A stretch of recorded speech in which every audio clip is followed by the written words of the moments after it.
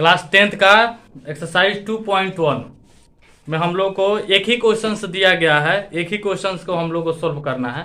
इसमें दिया हुआ है कि किसी बहुपद p ऑफ x के लिए y बराबर p ऑफ x का ग्राफ नीचे आकृति इतना में दिया गया है, तो प्रत्येक स्थिति में p ऑफ x के शून्यकों की संख्या निकालें, है ना।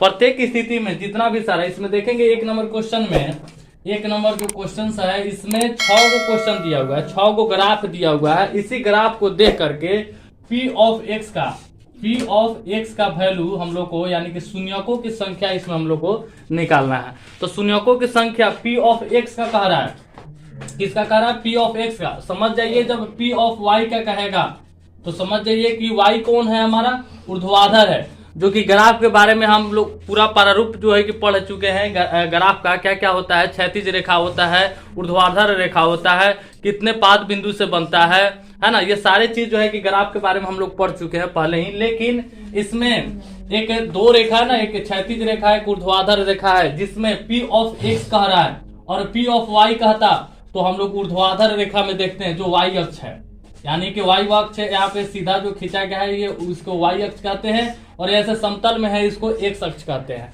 तो x अक्ष कब होता है? जब p ऑफ x कहा जाता है, और p ऑफ y है तो y वाला में देखते हैं। लेकिन क्वेश्चन हम लोग का कह रहा है कि x अक्ष में देखने के लिए, यानी कि p ऑफ x में देखने के लिए। तो इसमें शून्यकों की संख्या निकालने के लिए देखेंगे कि x अक्ष पर कितने कटान बन रहे हैं, यानी कि कितने प्रतिच्छेदी हो रहे हैं, उसी को हम लोग को लिखना है। तो एक नंबर क्वेश्चन में देखेंगे कि x अक्ष पर कोई कटान हम लोग को नहीं दिख रहा है, यानी कि p ऑफ x है, यानी कि शून्यकों की संख्या यहां पर लिखेंगे 0। शून्यकों की संख्या बराबर हो जाएगा 0। एक नंबर में देखेंगे तो शून्यकों की संख्या 0 हो जाएगा। इसलिए 0 होगा क्योंकि x अक्ष पर कोई बिंदु कटान है ही नहीं। और यहाँ अब आते हैं 2 नंबर में। तो 2 नंबर में देखेंगे x अक्ष पर एक ही बिंदु, यानी एक ही कटान यहाँ पर है, एक ही प्रतिच्छेदी बिंदु है, जो कि यहाँ पर एक प्रतिच्छेदी हो रहा है, तो ये y वाला में हो रहा है। तो y वाला को हमको नहीं लिखना है, ओनली x वाला को लिखना है। तो x पर जो है कि एक ही बिंदु प्रतिच्छेद हो रहा है और एक ही हो रहा है, तो जिसके कारण यहाँ पर शून्यकों की संख्या 1 हो जाएगा। यहाँ पर लिखेंगे शून्यकों की संख्या बराबर हो जाएगा 1, यानी यहाँ पर 1 हो जाएगा। और यहाँ 3 नंबर में देखेंगे जितना भी सारा फिगर दिया हुआ है ना, ग्राफ दिया हुआ है, सारे ग्राफ्स में जो है कि ओनली x का ही शून्यक निकालना है, y का नहीं निकालना है। तो इसमें अब 3 नंबर में देखेंगे तो 3 नंबर में शून्यकों की संख्या क्या हो जाएगा? शून्यकों की संख्या बराबर, इसमें देखेंगे क्या है, एक यहाँ पे x वाले रेखा पर देखेंगे, एक यहाँ पर है, एक यहाँ पर है, एक यहाँ पर है, कितने हैं? 3। तो यहाँ पर हो जाएगा शून्यकों की संख्या 3। अब आएंगे 4 नंबर में। तो 4 नंबर में लिखेंगे शून्यकों की संख्या, शून्यकों की संख्या।